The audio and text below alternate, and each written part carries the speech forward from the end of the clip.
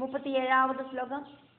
വിലലാപ അതിദുഃഖ ആർത്തഃ നിശ്വസ്യഃ ഉഷ്ണം പുനഃ പുനഃ. വിലലാപാദിദുഃഖാർത്തോ നിശ്വസ്യോഷ്ണം പുനഃ പുനഃ. യാം ന വായുർന വാദിത്യോ ന ചന്ദ്രോ ന പൃഥഗ്ജനാഃ. ரொம்ப ரொம்ப சத்தமா வாய் விட்டு அழுதார். மறுபடியும் சுட சுட அவருக்கு மூச்சு காத்து தீர்க்கசுவாசம் வந்தது. பெருமூச்சு விட்டார். வாயுதேவனோ சூரிய பகவானோ சந்திர பகவானோ வேற ஏதாவது தெய்வங்களோ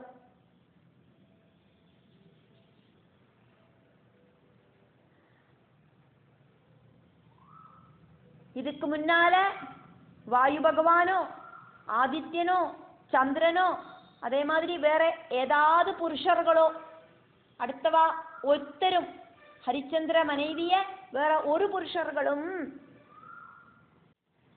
38வது ശ്ലോകം. ദൃഷ്ടവന്ത പുരാപത്നീം സേയം ദാസീത്വമാഗത സൂര്യവംശ പ്രസൂതോയം സുകുമാരകരാങ്കുലി. மனைவியான இவளை இதுக்கு முன்னால பார்த்ததில்லையே. ശ്രേഷ്ഠ தேவர்களை எடுத்து சொல்லிண்டாக்கும் ராஜா இங்க புலம்புறார். வாயுதேவனாகட்டும் சூரியதேவனாகட்டும் சந்திரனாகட்டும் அதே மாதிரி வேற ஒரு பரபுருஷனும் என்னோட மனைவியை இது வரைக்கும் பார்த்துட்டு இல்லையே. அப்படி இருக்கிற இவளுதா தாசியாயிட்டு ஒரு பிராமணனோடு பின்னால போறாளே. பிராமணனை நான் அடிச்சு கூட்டிட்டு போறானே. சூரிய வம்சத்துல ஜனிச்சவனும் அழகான கைவிரல்கள் இருக்கிறவனுமான என்னோடு புத்திரனும் இப்ப நான் அவனையும் வித்துட்டேனே. 39வது ശ്ലോകം. സംപ്രാപ്തോ വിക്രയം ബാലോ ദിഗ്മാമസ്തു സുദുർമദേ ഹാ പ്രിയേ ഹാ ശിശോ വത്സാ മമാനാര്യസ്യ ദുർനയ. എന്നോട് இந்த புத்திரனும் என்னால விற்கப்பட்டானே. நான் எந்த அளவுக்கு துஷ்ட புத்தியாக்கும் எந்த அளவுக்கு கடின ஹிருதயனாக்கும். ஹா பிரியே ஹா புத்ரா நீஜனான என்னோடு இந்த பிரவൃத்தி கஷ்டம். 40வது ശ്ലോകത്തിல ஃபர்ஸ்ட் லைன் ஹரிச்சந்திர மகாராஜாவோடு புலம்பல். 2வது லைன் வியாச பகவான் அதுக்கப்புறம் அங்க என்ன நடந்தது அப்படிங்கறத வர்ணிக்கிறார். தெய்வாதீன தசாம் பிராப்தோ ந மிருத்யோஸ்மி ததா விதிக். விதி வைபரீதியம் உண்டானதினாலேயாக்கும் இதெல்லாம் உண்டாச்சு. விதி எனக்கு எதிரா விளையாடிடுத்து. விதி விபரீதமாயிடுத்து. அதனாலேயாக்கும் இப்படி எல்லாம் உண்டாச்சு. காலம் இப்ப எனக்கு அனுகூலம் இல்லை. கஷ்டம் இருந்துட்டும் நான் இறந்து போகாம இப்படி உயிரோட கிடக்கிறேனே. இந்த கஷ்டங்களை எல்லாம் பார்த்துட்டு எனக்கு சங்கடம் தாங்க முடியலையே. வியாச உவாச்ச ஏவம் விலபதோ ராஜ்ஞோ ஏவம் விலபதஹ ராஜ்ஞஹ அக்ரே விப்ரஹ அந்தரதீயதா. ஏவம் விலபதோ ராஜ்ஞோக்ரே விப்ரோந்தரதீயதா.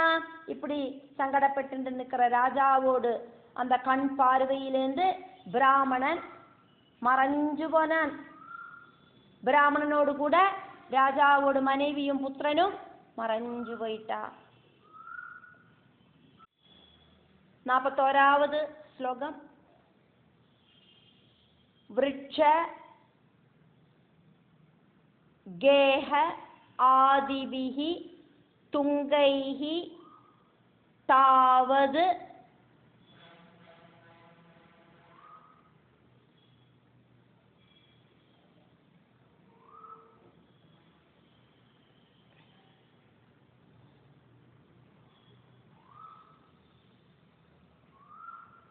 ஆதாய ஸ்வரான்னிதா തത്ര അന്തരേ മുനിശ്രേഷ്ഠഃ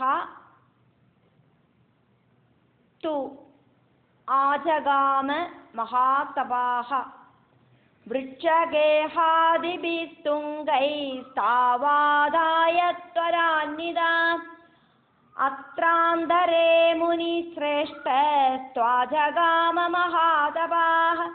ഉയർന്ന മരങ്ങളും വീടുകളും കാരണമായിട്ട് அந்த பிராமணனை കാണறதுக்கு சாதிக்காம போயிடுத்து. ராஜாவுக்கு அவர் நின்ன இடத்துலேருந்து கண்ணிலேருந்து அவ மறைஞ்சிட்டா.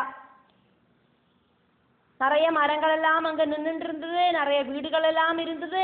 அதெல்லாம் தாண்டியாக்கும் பிராமணன் மனைவியையும் புத்திரனையும் இழுத்துண்டு போனார். அதனால அதெல்லாம் அந்த மரங்களும் வீடுகளும் எல்லாம் அவளை பார்வையிலேருந்து மறைச்சுது. அந்த டைம்ல மகா தபஸ்வியான விஸ்வாமித்ரன் அங்க இதா ஓடி வந்துட்டார். 42வது ஸ்லோகத்துல ஃபர்ஸ்ட் லைன் வியாச பகவான் வர்ணிக்கிறதும் 2வது லைன் விஸ்வாமித்ரர் ராஜா கிட்ட சொல்லறதுமாக்கும். சசிஷ்ய கௌஷிகேந்திரோசௌ நிஷ்டுர ക്രൂര ദർശന. കൊടുமைக்காரനും பார்வைக்கு ക്രൂരനുமான விஸ்வாமித்ரன் சிஷ்யர்களோடு கூடிட்டு அங்க வந்துட்டார் அப்படின்னு வியாச பகவான் சொன்னார். இப்போ விஸ்வாமித்ரர் ராஜா கிட்ட பேசுறார். விஸ்வாமித்ர உவாச யா त्वया उक्ता या त्वयोक्ता पुरा राजन् राजसूयस्य दक्षिणा. ராஜாவே முன்னால நீங்கள் ராஜசூய யாகத்தோடு தட்சிணை தரேன்னு சொல்லியிருந்தேளே. 43வது ஸ்லோகம் விஸ்வாமித்ரர் ராஜாட்ட சொல்லறதும் 2வது லைன் ஹரிச்சந்திரன் பதில் சொல்லறதுமாக்கும். தாம் ததஸ்வ மகாபாஹோ யதி சத்யம் புரஸ்கிருதம். நல்ல சத்திரியனாக்கும் நீங்கள், அதனால உங்க கைகள் எல்லாம் எல்லாரையும் காப்பாத்துறதுக்கு அளவா பெரிய நீட்டமான கைகளாக்கும். மகாபாஹோ அப்படின்னு கூப்பிட்டுண்டாக்கும். விஸ்வாமித்ரர் ராஜா கிட்ட பேசுறது, நீங்கள் சத்தியத்தை மதிக்கிறேன் அப்படின்னா நீங்கள் தரேன்னு சொன்ன தட்சணைய இப்ப கொடுங்கோ. ஹரிச்சந்திர மகாராஜா பதில் சொன்னார். நமஸ்காரோமி ராஜர்ஷே கிருஹாணே மாம் ஸ்வதட்சிணாம்.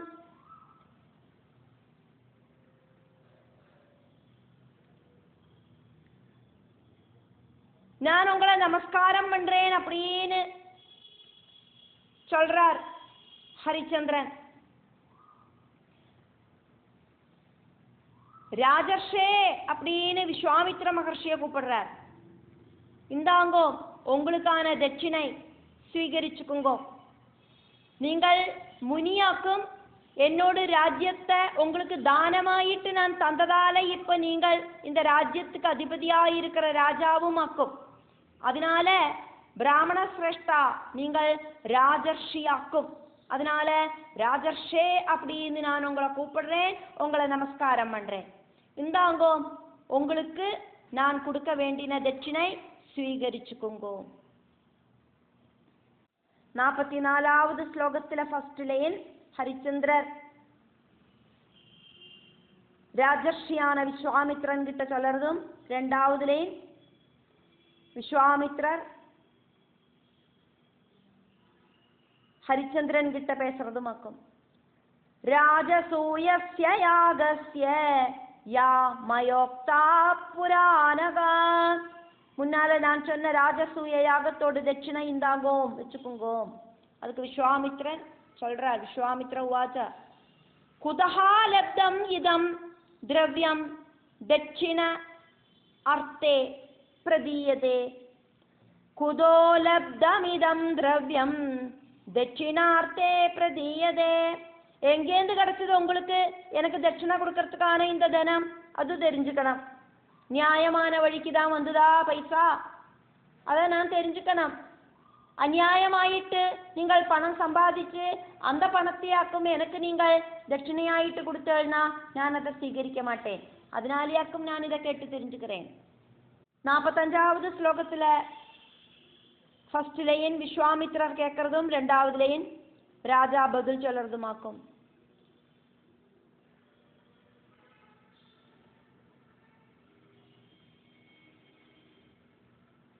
ஏதது ஆஜக்ஷ்வ ராஜேந்திரா யதா திரவியம் त्वया ஆர்ஜிதம். ஏததாஜக்ஷ்வ ராஜேந்திரா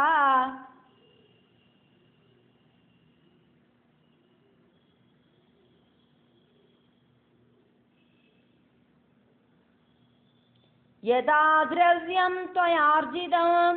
ராஜாவே சொல்லுங்க, நீங்கள் எப்படியாக்கும் இந்த பணத்தை சம்பாதிச்ச? எனக்கு தட்சிண தரத்துக்கான பணம் உங்களுக்கு எப்படி வந்தது? ராஜோவாஜா, ராஜா பதில் சொல்றார்,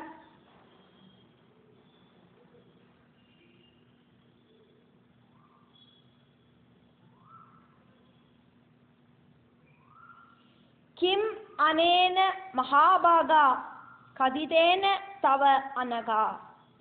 கிமனேன மகாபாகா கதிதேன தவ அனகா. ரொம்ப ரொம்ப பாக்கியம் இருக்கிறவராக்கும் நீங்கள், அதனாலேயாக்கும் என்னோட ராஜ்யம் எல்லாம் உங்களுக்கு கிடைச்சது. அதனால மகாபாகியவானா இருக்கிறவரே, நான் எப்படி பணம் சம்பாதிச்சேன் அப்படிங்கிற விஷயத்த உங்ககிட்ட நான் எதுக்கு சொல்லணும்?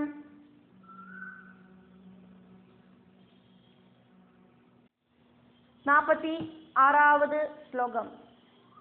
ராஜா சொல்றதும் ஃபர்ஸ்ட் லைன், ரெண்டாவது விஸ்வாமித்திரர் சொல்றதாக்கும் ரெண்டாவது லைன். சோகஸ்து வர்ததே விப்ரா ஸ்ருதேனானேன சுவ்ரதா. ஹே பிராமணா, நான் அந்த விஷயத்தெல்லாம் உங்ககிட்ட சொல்ல நின்னா எனக்கு சங்கடம் ஜாஸ்தியாகும். எனக்கு இனி அழறதுக்கு திராணி இல்லை. ரிஷிஹி உவாச்சா, ரிஷிருவாச்சா, அசஸ்தம் நைவ கிருஹ்ணாமி சஸ்தமேவ பிரயச்சமே. அசுத்தமான தனத்தை நான் சீகரிக்க மாட்டேன், சுத்தமான தனம் தான் எனக்கு தரணும். நீ அதர்மம் செஞ்சியா அது தெரிஞ்சுக்கணும் எனக்கு. அதனாலேயாக்கும் உனக்கு இந்த பணம் எப்படி வந்ததுன்னு எனக்கு தெரியணும் சொன்னேன். 47வது ஸ்லோகத்துல ஃபர்ஸ்ட் லைன்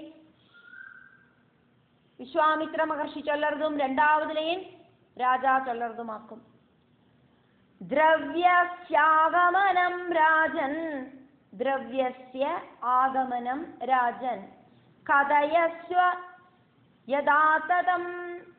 இந்த தட்சிணை எனக்கு தரத்துக்கான சம்பத்து உனக்கு எப்படி கிடைச்சது அப்படிங்கிற விஷயத்த உண்மையாயிட்டு என்கிட்ட சொல்லு. பொய் அப்படிங்கிறது இருக்கவே இருக்கப்படாது. ராஜா பதில் சொல்றார், ராஜோவாஜா, மயா தேவி துசா பாரியா விக்ரீதா கோடி சம்மிதை. என்னோடு ரொம்ப ரொம்ப சத்குணம் இருக்கிற மனைவிய நான் கோடி திரவியம் வாங்கிட்டு வித்துட்டேன். அதாக்கும் இப்போ உங்களுக்கு வந்து சேர்ந்தது. 48வது ஸ்லோகம். நிஷ்கை புத்ரோ ரோஹிதாக்யோ ரோஹித ஆக்யஹ விக்ரீதஹ அர்புத சங்கையா விக்ரீதோர்புத சங்கையா விப்ரைகாதச கோட்யஸ்துவம் சுவர்ணஸ்ய கிருஹாணமே. புத்திரனான ரோஹிதனை, ரோஹிதாஸ்வனை 10 கோடி திரவியத்துக்கும் நான் வித்தேன். என்னோடு மனைவிய கோடி திரவியத்துக்கும், புத்திரனான ரோஹிதாஸ்வனை 10 கோடி திரவியத்துக்கும் வித்தேன். அப்படி 11 கோடி திரவியம் இருக்கு, இதை நீங்கள் ஸ்வீகரிக்குங்கோ. அதுக்கப்புறம் அங்க என்ன நடந்தது அப்படிங்கிறத சூதன் சொல்லறார். அதனால சூத உவாச்ச. 49வது ஸ்லோகம். தது வித்தம் சொல்பம் ஆலட்சிய தத்வித்தம் சொல்பமாலட்சிய தார விக்ரய சம்பவம் சோக அபிபூதம் சோகாபிபூதம் ராஜானம் குபித கௌஷிகோ பிரவீத். கௌஷிகா அப்ரவீத். மனைவியை வித்து கிடைச்ச அந்த தினம் ரொம்ப கம்மியா இருக்கிறதுனால கோபம் வந்த கௌசிக முனி சங்கடத்தோடு கூடி இருக்கிற ராஜா கிட்ட சண்டை போட்டார். தட்சிணை கம்மி ஆயிடுத்து அப்படின்னு சொல்லிண்டு. ரிஷிஹி உவாச்ச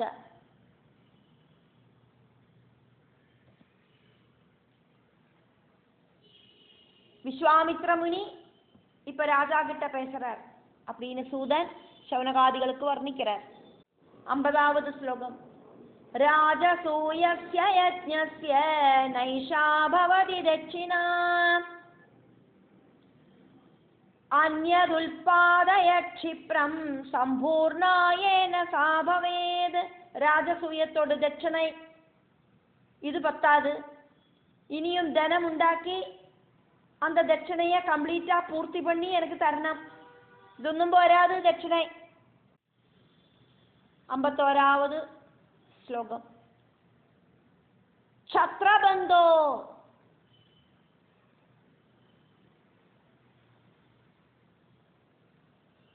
ഛത്രബന്ധോ മാമേ മാം ത്വം സദൃശീം യദി ദക്ഷിണാം മന്യസേ തർഹി തക്ഷിപ്രം പശ്യത്വം മേ പരംബലം. ക്ഷത്രിയ അധമ, ക്ഷത്രിയ കുലத்துக்கே பேருதோஷம் உண்டாக்கினவனே அப்படின்னு விஸ்வாமித்ர முனி ஹரிச்சந்திரனை கூப்பிடுறார். எனக்கு இந்த தட்சணை போரும் அப்படின்னு நீ நினைக்கிறாய் அப்படின்னு எனக்கா பார்த்துக்கோ, என்னோடு தபசக்தி என்னவாக்கும் அப்படிங்கிறது நான் இப்போ உன்னை சபிச்சிடுவேன். 52வது ஸ்லோகம். தபசோஸ்ய சுதப்தஸ்ய பிராமணஸ்யாமலஸ்ய ஜ மத்பிரபாவஸ்ய ஜோக்ரஸ்ய சுத்தஸ்யாத்யயனஸ்ய ஜ.